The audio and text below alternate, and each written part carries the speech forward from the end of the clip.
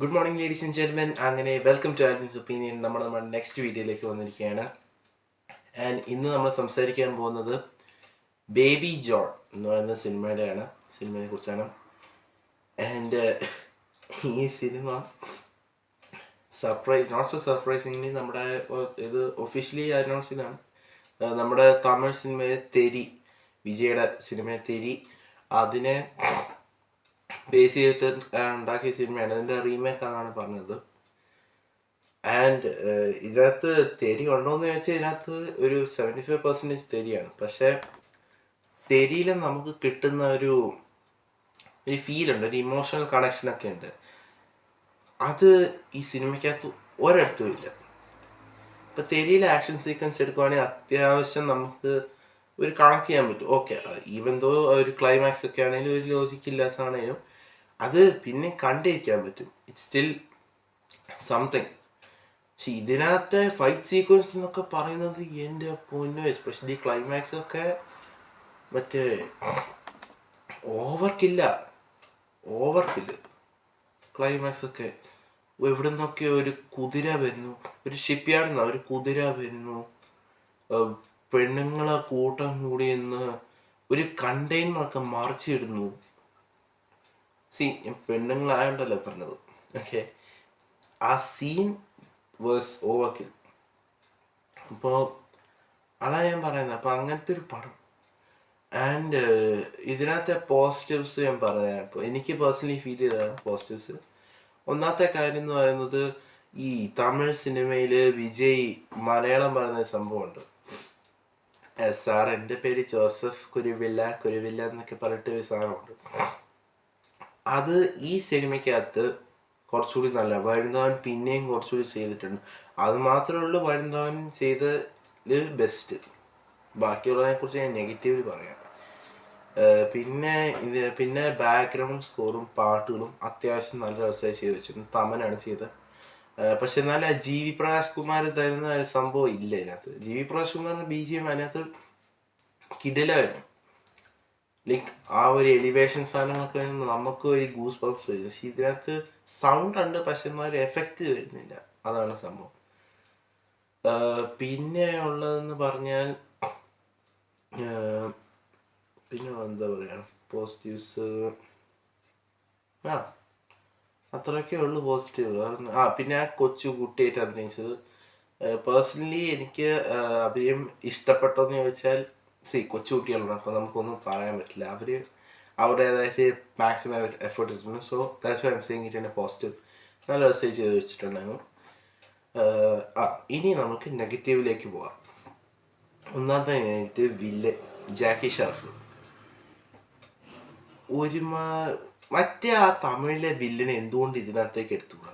അത് ഓക്കെ, പുള്ളി മരിച്ചുപോയി, പുള്ളി ഒറിജിനലി മരിച്ചുപോയി. അല്ല, ആ ഒരു മിനിസ്റ്റർ റോള് തന്നെ എന്തുകൊണ്ട് ഇതിനകത്തേക്ക് എടുത്തുകൂടാ?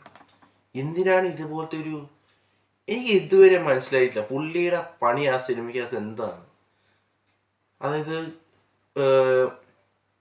എന്താണ് പുള്ളിയുടെ റോൾ അതിനകത്ത് ഒന്നും മനസ്സിലായിട്ടില്ല എനിക്ക്.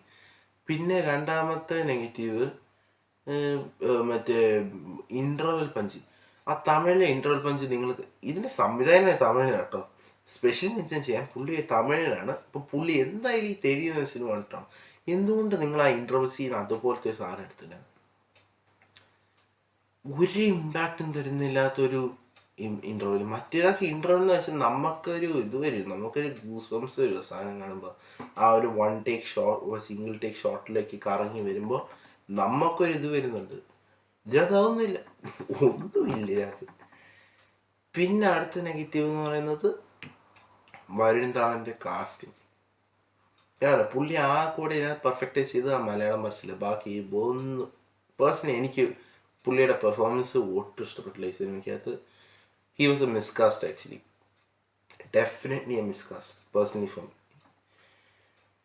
കാരണം ഇത് വേറെ ആരെങ്കിലും കൊണ്ട് ചെയ്യിപ്പിക്കാനായിരുന്നു ഈ റോള്.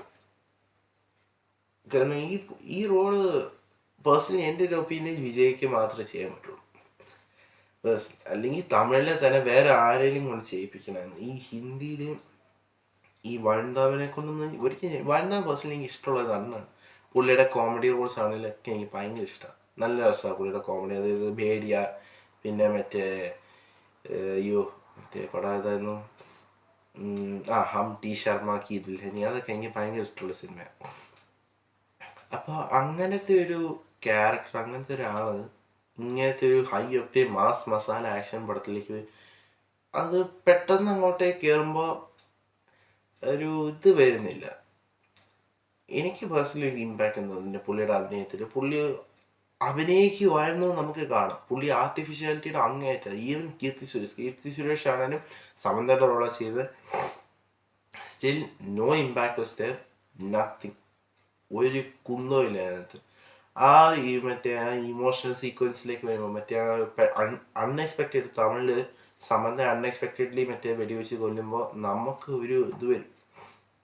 അത് നമുക്ക് തന്നെ ആ സീക്വൻസ് മൊത്തം കണ്ട് തീരുമ്പോൾ നമുക്ക് തന്നെ കരച്ചില്ല. ഞാൻ കരഞ്ഞിട്ടാണ് സീക്വൻസ് കണ്ടിട്ട്. ഇതിനകത്ത് കാണുമ്പോൾ ഞാൻ എങ്ങനെ ഇരിക്കുന്നു ഇങ്ങനെ, അതായത് എനിക്ക് ഒന്നും ഫീൽ ചെയ്യുന്നില്ല ആ സീക്വൻസ് കണ്ടിട്ട്. ഒന്നുമില്ലായിരുന്നു. പിന്നെ അടുത്തതെന്ന് പറയുന്നത് ഇതിനകത്ത് പിന്നെ ഇവര് തെരി മാത്രമല്ല കേട്ടോ, ഇവര് മറ്റേ കത്തിയൊക്കെ എടുത്തിട്ടുണ്ട്. കത്തിയൊക്കെ ഉണ്ട്. കത്തിയുടെ മറ്റേ കോയിൻ ഫൈറ്റ് ഇല്ലേ, അയ്യോ അതൊക്കെ എടുത്തിട്ടുണ്ട് ഈ സിനിമയ്ക്കത്. ടുവേർഡ്സ് ദി ക്ലൈമാക്സ് ഒക്കെ എടുത്തു വെച്ചിട്ടുണ്ട്.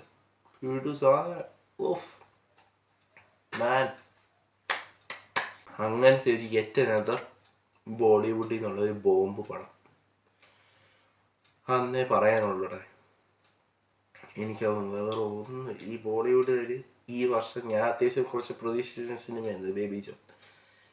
തമിഴിലെ ആ റീമേക്ക് ഒക്കെ ആയതുകൊണ്ട് ഞാൻ പ്രതീക്ഷിച്ചു പോയി. പക്ഷേ zero expectation was needed for this movie. അങ്ങനെയായിരുന്നെങ്കിൽ പിന്നെ ഈ പടം എനിക്ക് പിടിച്ചേനെ. എക്സ്പെക്ടേഷനൊന്നും ഇല്ലാണ്ട് പോയെന്നെങ്കിൽ. ഇത് ഏറ്റവും ഒരു ഓവർകിൽ ഫ്രം ബോളിവുഡ്